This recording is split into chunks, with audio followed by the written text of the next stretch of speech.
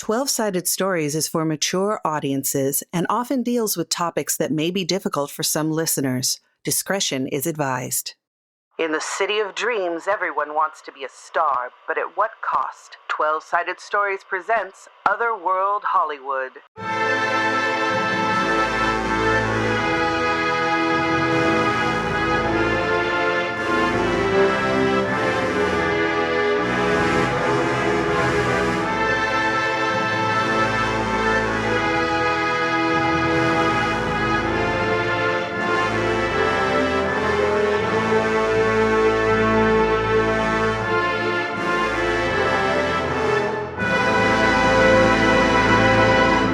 Hello, and welcome to Otherworld Hollywood, episode number 16, our Call of Cthulhu actual play. My name is Wes Otis, and I have some wonderful people here. Let us start with Lev. Hi, I'm Lev. I use they, them pronouns, and today I'll be playing Roberta Robbie Cerillos, they, she.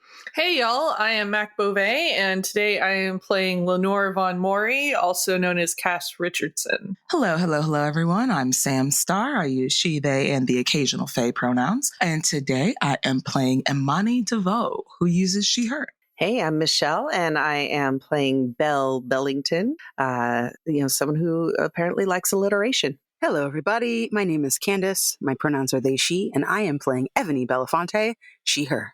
Enjoying the show? Then take a moment to join our Patreon, support the podcast, and get early access to episodes and bonus content. Head to 12-Sided Stories Patreon today. So this is a great place for a recap. In the last episode, we talked to a lot of primal entities. We started with Death, who was a super fan of Lenore, liked her show a lot, and tried to explain some of the universe to Robbie, but Robbie has a lot of questions, and there's only so much time in the day. They were dreaming this entire encounter, they found out, when they ran their car into a tree outside of Penelope's and then ended up spending the night there. Meanwhile, we jump over to Evie and Belle, who went over to Patty Wells' place after finding out she had been dispatched by some kind of animal attack in her apartment, which is very rare. I mean, it can happen, I guess. It's just a cat just waiting for you somewhere and just attacks you. But they think it was a mountain lion. Definitely not P22. Listen to the after show if you don't know what that is. They found a heart that was still beating next to a broken jar with some Egyptian hieroglyphs on it underneath her bed. During this whole investigation, Hathor, Ra's wife and the goddess of fertility and love and being just smoking hot, showed up in a mirror and talked with Evie briefly. Said, hey, you're in danger. Sekhmet is part of me. I am part of her. We have been separated and we need to come back together, but did not explain in God fashion how you get them back together, because gods are contradictory and annoying like that. We then go over to Imani, who had a really, really rough night with Rose and decided, after finding Johnny, the photographer, in her tub and had to call the police, decided to sleep at a motel. And all of you showed up in what looked to be a large, empty war room with war. And he told you basically he wants the entire world to fight and you all to die so that he can stop existing, which you guys didn't really dive into, but is incredibly depressing if you really think about it. It's really sad. We're obviously needs some help with that. That's not a good thing. And I will say that if you ever feel like that, please make sure that you get the help that you need and you make a phone call, because these are fictional characters, but we all go through depression. So make sure that you guard yourself. The end of last episode was all of you showing up for brunch at Penelope's because you had talked about it in the dream.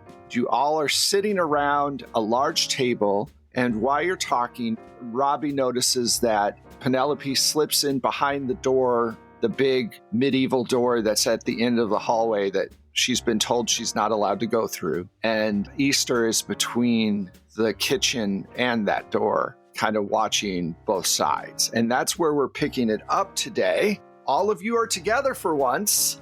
it's only episode 16, but all of you are together at once and on the same page and kind of have an idea of what's going on. You all sit down, you have food in front of you. Even though you feel like you were up all night, you do feel oddly rested in a way. Who would like to start talking? Are there mimosas? Can't have brunch without mimosas. I think there probably is. It's the 1950s. Imani is quiet and makes herself a mimosa where it's 99.99% Prosecco and just a splash of orange juice for color.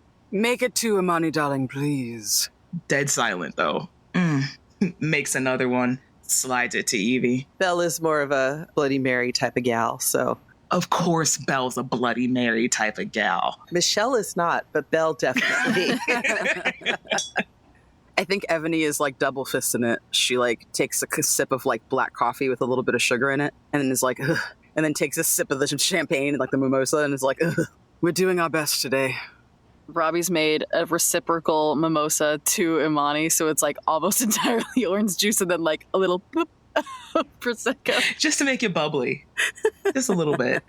So now that we're not being listened to by War, Robbie and I did have an interesting visitor yesterday. Who was it? I actually am kind of, intrigued. Some stuff Robbie said. Death. Yeah, like the counterpart death to the war that we've been encountering. What did he want with you? I mean, you're still standing. Right. Well, I mean, first of all, he was a huge fan, which was absolutely bizarre. I don't know, that checks out to me. I have to tell you, if I met Vanity and they didn't ask for an autograph, I'd be insulted.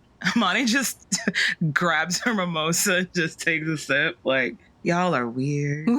I'm all crunching on the celery of the Bloody Mary. Oh.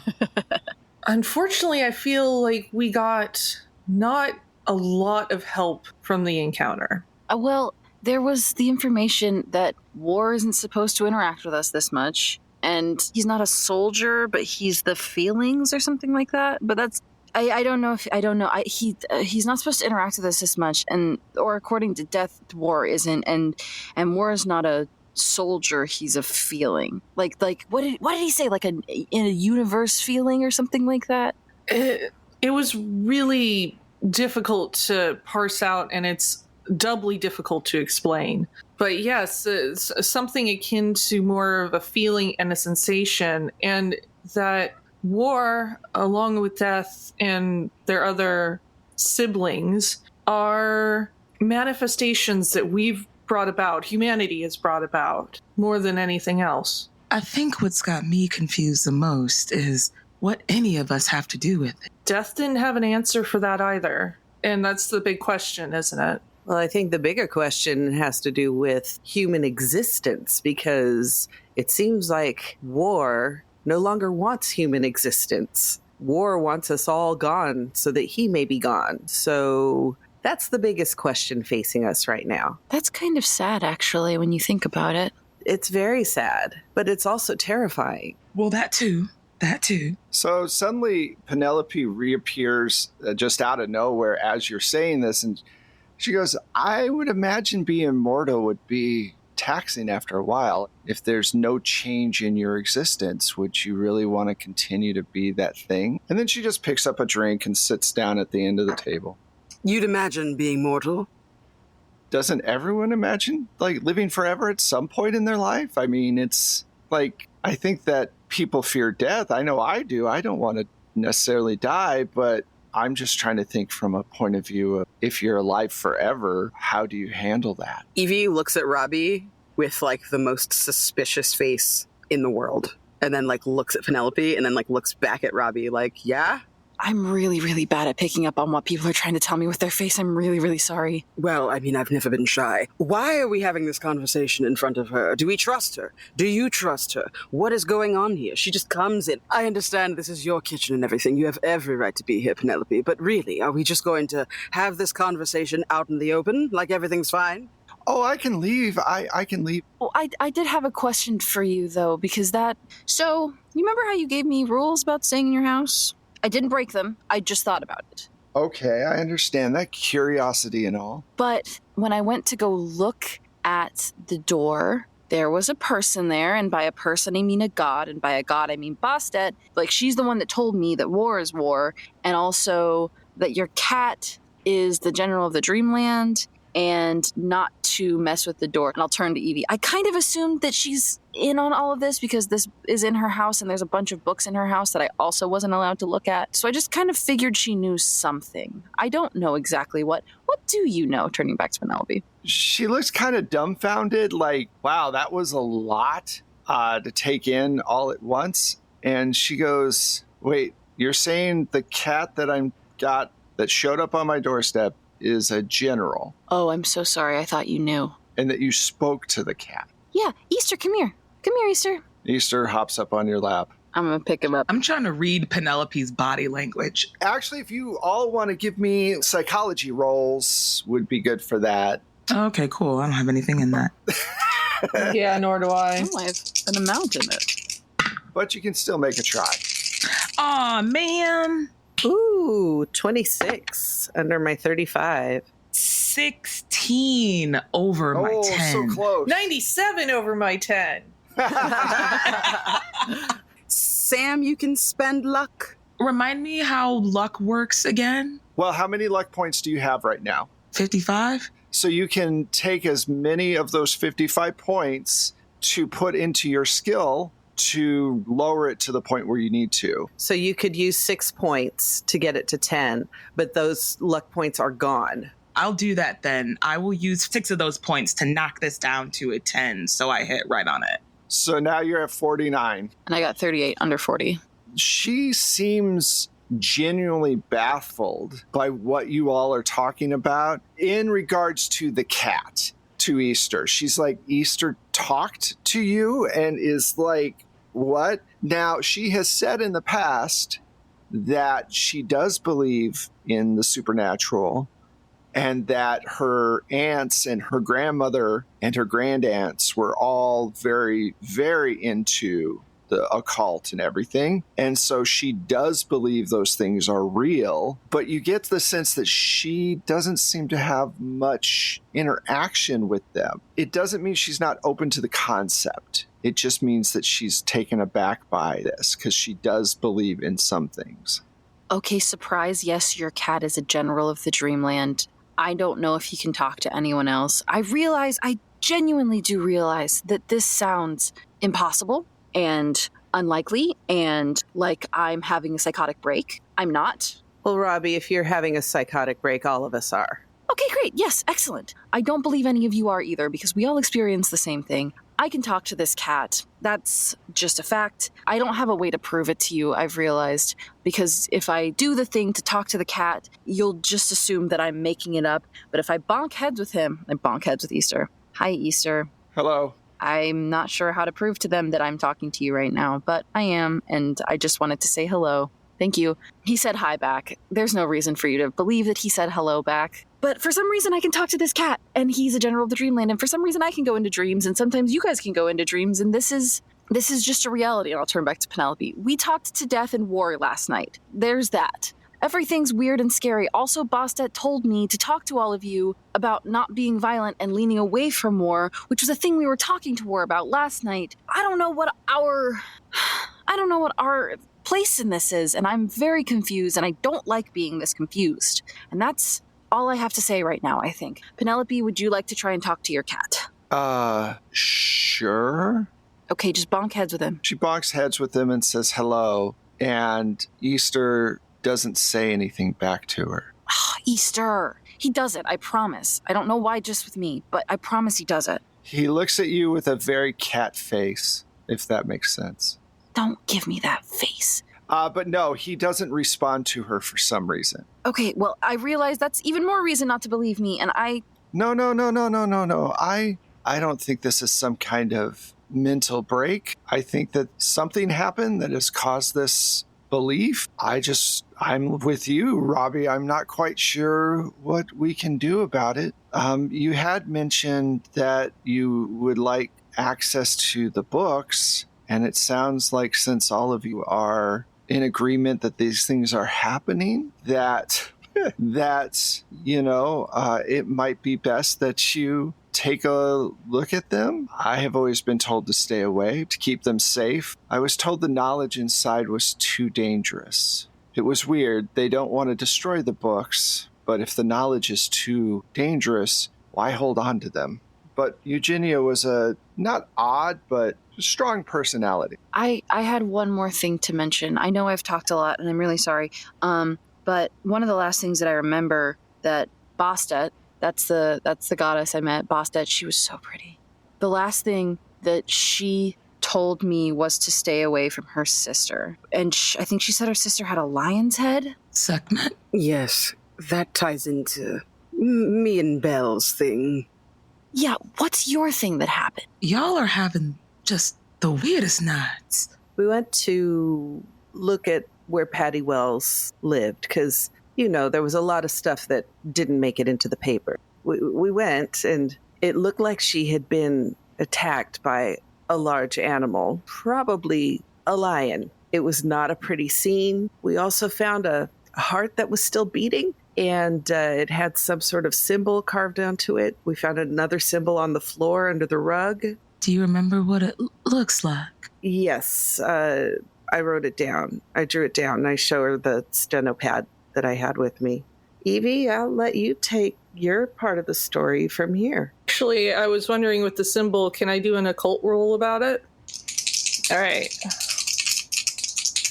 I got a 10 under my 60. It is a corruption of an Ankh. So eternal life, but more like undead. Is that the one on the heart or the one on the floor? On the heart. A corruption of an Ankh. The top is open. There is an eye in the center of it, of where the circle usually is, but it's a cat eye. It's like a slit. And it doesn't connect at the very top. That's kind of the way that it looks. This definitely gives you the feeling of undeath. The other mark we found was, it was the same mark on an invitation I got to go to a masquerade ball with New Day Rejuvenation Spa. I don't know why they're the same. When I was there visiting, they did speak to me quite a bit about their belief in the Egyptian gods and goddesses and how important that is to their mission of uplifting women and making sure we don't just get thrown in the trash the second we're...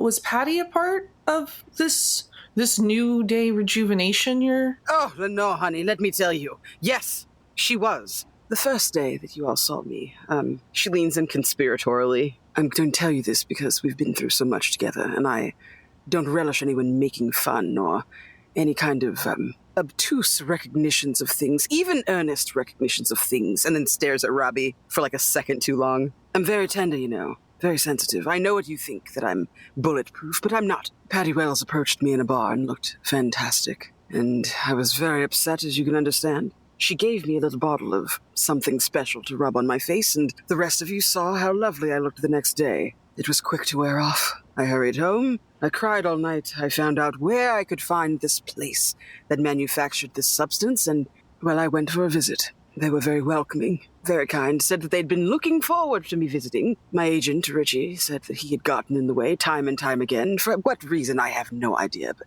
now I think I know.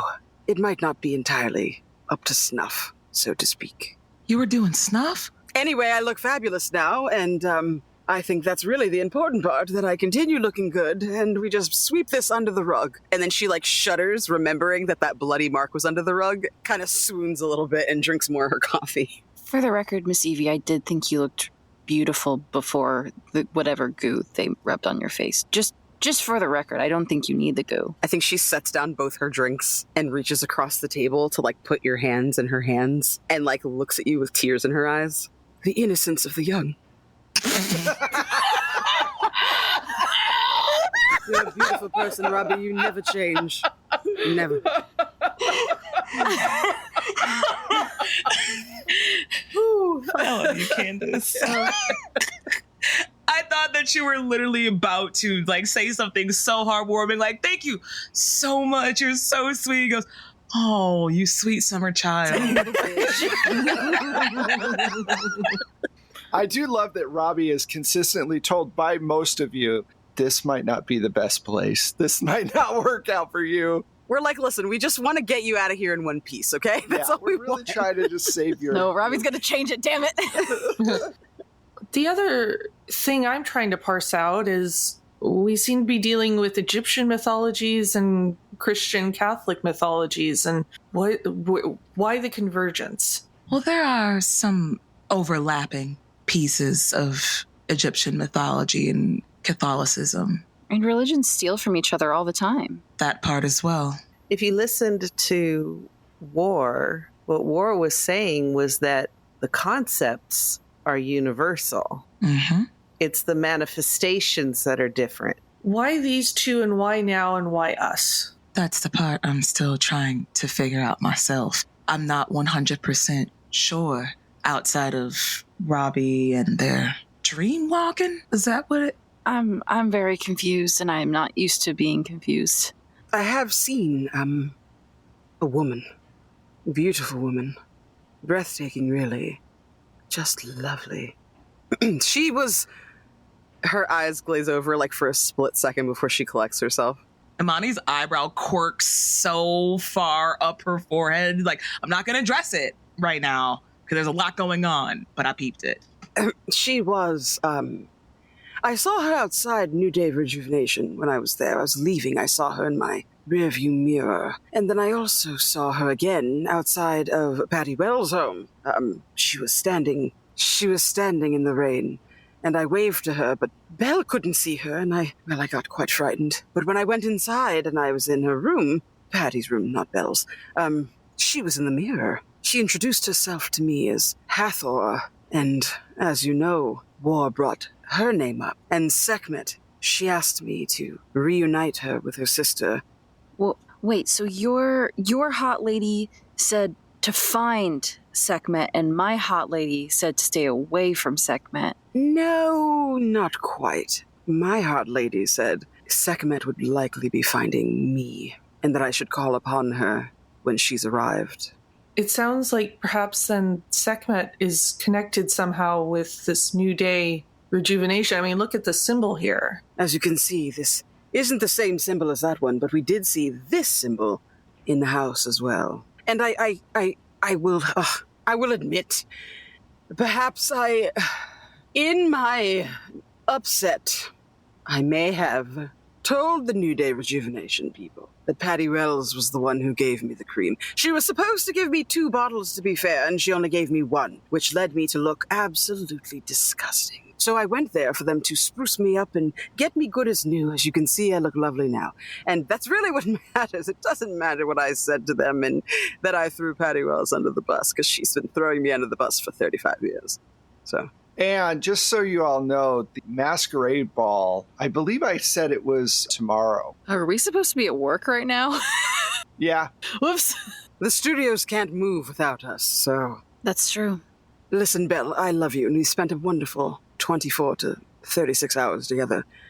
But also, you can't go to this, Belle. You know as well as I do you can't. And Robbie, it's... Oh, I was fully not expecting to go. That I would be poison walking in there. No one wants me there. Robbie and Imani, you can't go either. I'm sorry. You're both too curious and also too fresh. Isn't curious good, though? Because if we're trying to find information, we're not going to get it by just kind of hiding from it. No offense. Robbie, I do not need you going out and asking people all manner of questions in the middle of a wonderful party where people are wearing fancy dress and masks. Lenore, however, I would like to invite you. In a few years, I'm sure they'll be after you just as they pursued me, and I'd like to get you in there before you're in it, so to speak. I just wanted to say it was absolutely bold for you to even assume that I wanted to go in the first place. As far as I'm concerned, y'all have been the ones that have been seeing entities and gods and whatnot. I have my own shit that I have to worry about. So that was my long way of saying, y'all on your own. Ebony looks at Belle and, leans back in the chair and crosses her arms and sips her drink. Belle, slowly, her head turns towards Imani. She says, you have your own things to deal with? Well, no fucking kidding. You have absolutely. You have no idea what I know. Let's just put it that way. Imani sits up in her seat. You've never seen this look on her face before. Eyes narrow at Belle. Really now? Good to know. Look, we're not all the best of friends here. Let's just go ahead and say that right now. However, we do have some commonalities between us, and I say we bury the hatchet and figure out what it is before it destroys us, together or individually. Seems like some of us are hell-bent on destroying us outside of this regardless. Isn't that right, Belle?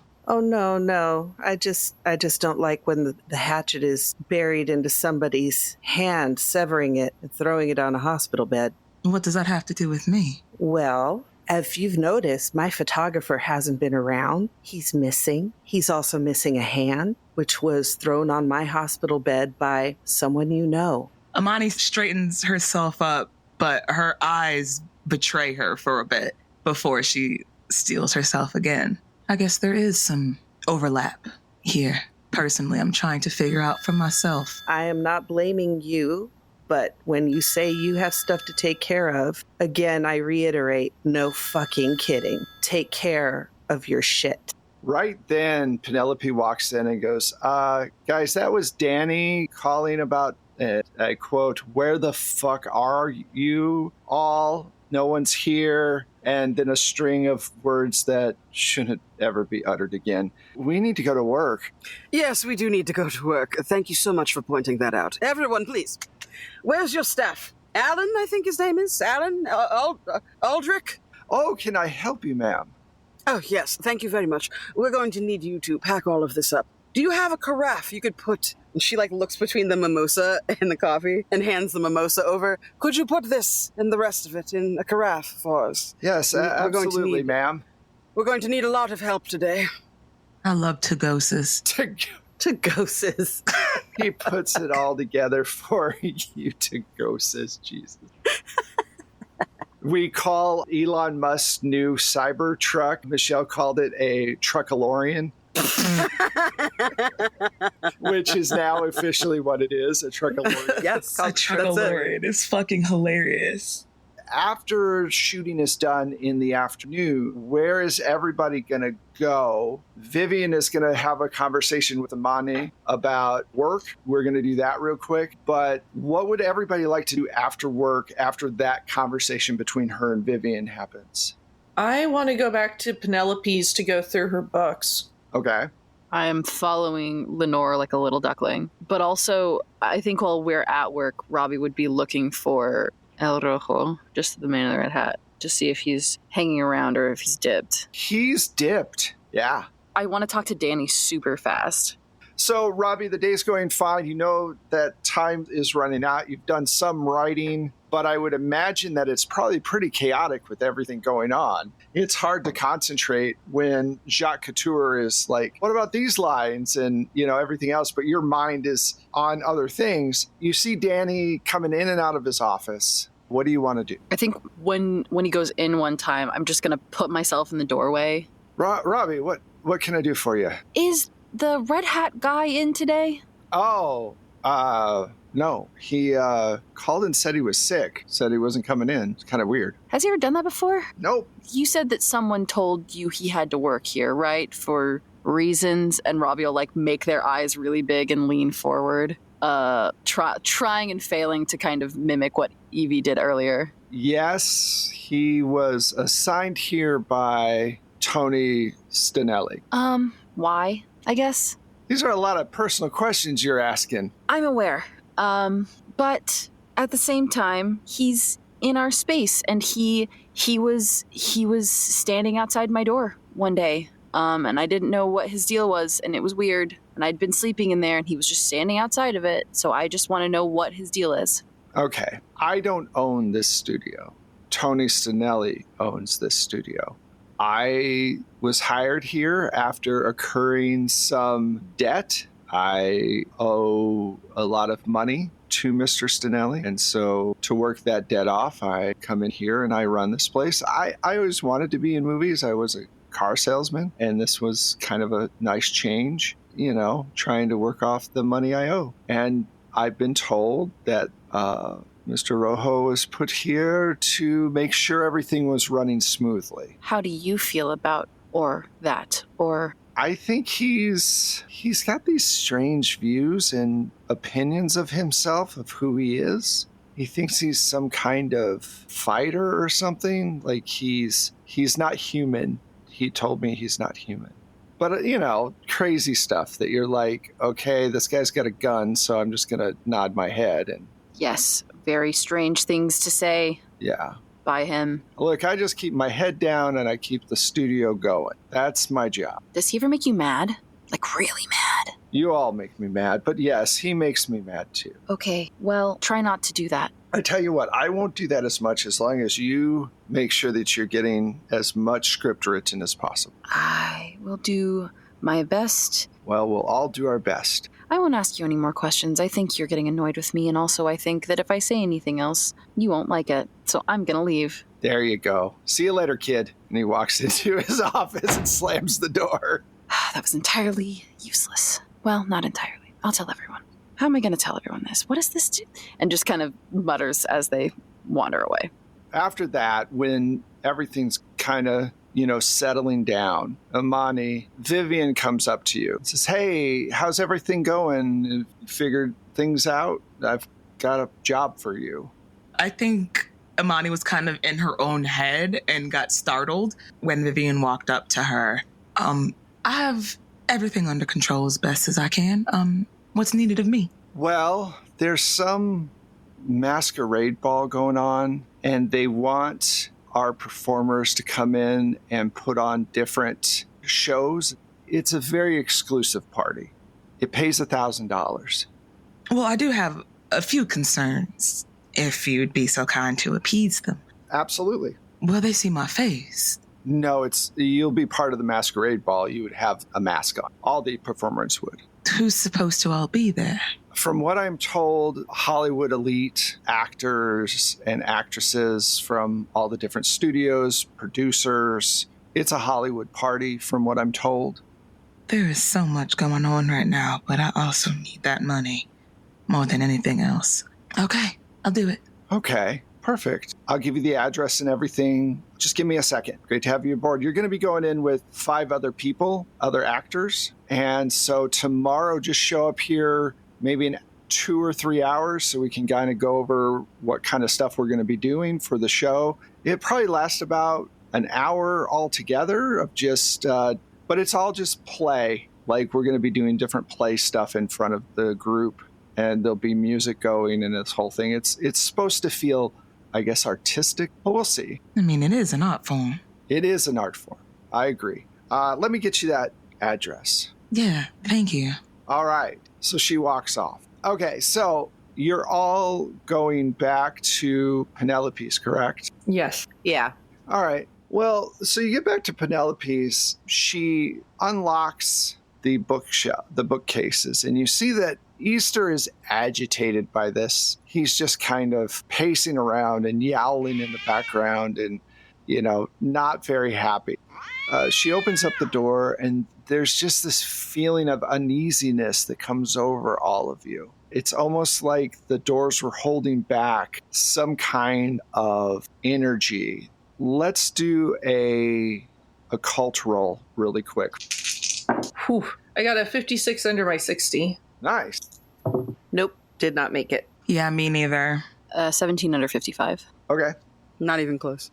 Yeah, not even, there's no point in even trying with this one, yeah. If you get close enough and you want to spend luck points, you can do that. So that's the thing. Not everybody wants to spend that many luck points. Yeah, no. I mean, technically, I rolled a 17 over 5, but... If you want to spend them, you can, but it means your luck goes down. And the way my shit's been going, I need all the goddamn luck I can get, so I'm gonna just fail it. It's all right. You're all looking through these books, and a lot of it's like, does anybody have like Latin or Greek or any other languages that they read in? I have Spanish. A little French. A little French, okay. That would make sense. Those things are Latin adjacent. Yeah, if you can read Spanish, you can read French. Yeah. What about you, Candace? Did you miss the roll completely, right? I got a 98, Wes. Oh. Don't even look at me. Don't even come over here. I'm not even here. The dice were like, why do you think this would work? I'm 2 away from it being horrible. Like, just... Belle is over across the room reading a Vanity Fair. She's like, there's nothing in here. I didn't miss it that badly. Mine was 26 over 10. Yeah. But 98, oof. Lenore and Robbie, you two are looking through all the books. Now, these are large, hand-drawn books, really delicate leather spines and everything else. They're very old. It's like monks put these things together in the Middle Ages kind of feel to them. Like illuminated texts? Illuminated text, right. It's very large. It's probably like 15 inches wide, high and like 9 to 10 inches wide. And on one of the pages is that symbol of corrupted Ankh on it. And there is all of these hieroglyphs on both sides. And at the bottom, it just says, I will return. You're looking at the symbols and you're realizing that you're going to have to figure out the hieroglyphs on the side of it to figure out what they all mean. And that might take a little time, obviously. You're going to have to get in touch with someone who knows the language a little bit. I don't know if there's a roll for it or if it would be a luck roll, but I imagine with all of the Lenore's creepy stuff that she may have run into an Egyptologist with, like, she worked on a mummy movie or something. Sure. I will give you a luck roll. Okay. Oh, I did not get my luck roll at all. I rolled a 90 over my 60. Damn. Nope. I was hopeful it would have been cool, but Robbie, you see this as well, and the thing that pops into your head is Bassett, but you have to be asleep to talk to them. Okay, I have a kind of wild solution that may or may not work, but maybe if we write down all of the things that are in this book that we need to understand, and I talk to Easter and I go to sleep, maybe I can talk to Bassett and she can tell me what's going on. I don't know if that's a actual reality, but it might work. I don't have a better plan. Well, the other thing, you guys would know that there are Egyptologists that you could go to. Can I make a library use roll to look for a book that might be a bridge that might clarify things, maybe? Absolutely. Let's do that. Hey, this is before that big fire in that LA library in the 80s. The book should still be there. Yeah. Ah, man, I got an 81 over 38. So okay. You're going to have to talk to somebody, or you're going to have to, like you said, talk with Bassett. I don't mind trying. I've never really actually attempted to call out to her, but I'm not scared to try, I don't think. You have to sleep at some point anyway, and it's already the evening. We can just write down all the hieroglyphs that we need to try to understand. And maybe if I put them in my pocket when I'm asleep, they'll be in my pocket when I'm in dream world, maybe? Anything's possible at this point. I mean, I'm around Belle, so anything's possible. I know you hate me, dear. It's okay. You've given me good reason, though, and I think that's fair. That is fair. Penelope says, well, okay, I don't quite know everything that's going on, but it's, from what you're saying, worth a try. I wanted to ask Penelope what that door is, the big door. Oh, that's a family heirloom. It's ridiculous. It's a family heirloom from an old place that my family owned a long time ago and that was given to me by my grandmother. The door, or what's behind the door? The door. Well, what is behind the door? Behind the door is my personal study it's where I go to just kind of take a breath, Any helpful books in there? No, I don't keep any of this kind of stuff in there. Probably is a romance novel or something in there, but... I'm not sure I trust Penelope. Fair. Is there something I can do to try and parse out whether or not she is being truthful with us? I'm going to say you don't need to make a roll. She is not being 100% truthful. Okay. Can I make a persuade roll to have her show us the room? Sure. I would also like to make a persuade roll, if at all possible. But it's a hard roll because she's very anti you guys getting near that door. So that means half of whatever your persuade is. You have to get under half. Okay, under half. Ha! 29 under 30, baby. Let's go. Believe it or not, Ebony does not have a high persuasion. That's weird. Do you have charm? Do you have Intimidate? I have charm and intimidate. I do have Intimidate. Charm and Intimidate as well. Yeah, so do I. She goes, why is it so interesting for you to see my personal study? Well, it seems that you, in some way, shape, or form, are one source of information about all of this outside of everything else. Forgive us if we're, what's the word I'm looking for? Hellbent on trying to figure this out. No offense. I'd really like you not to invade my privacy. She will let you do it because you guys are being persuasive, but she's pushing back on it, trying to appeal to your better nature. I hear you, but I mean, just this morning, you entered a conversation that we were clearly trying to keep as quiet as possible and just sat right down. And while, yes, this is your home, everybody has a reasonable right to privacy, especially young Robbie here. You can now move forward if you want to just walk over there. You get there and the door's locked. She goes, all right, fine. I really wish this hadn't been something you wanted to do. And she unlocks the door and opens it, and there's this hallway and then an opening into a larger room. She goes, go ahead. Please, lead the way. We don't want to enter without you. Okay, so she walks ahead of you all, and then she gets into the main room, and you all come in, and it's basically a stone room, and there are chains and shackles on one of the walls. Kind of looks like a medieval dungeon. Alan, the butler, slams the door shut. Penelope goes, I'm really, really sorry. I didn't want you in here. I can't have you knowing what's going on. And then she starts to change. Fucking Damn it! Long hair starts coming out of her face, and her mouth starts to elongate into a wolf's mouth. And that is where we're going to stop this episode. I knew you were gonna fucking end it here, Wes, you monster! Wes, no! You fucking monster! I'm so excited. Werewolves of London. I bet she looks sexy. Yeah. She's probably hot. We can use the shackles.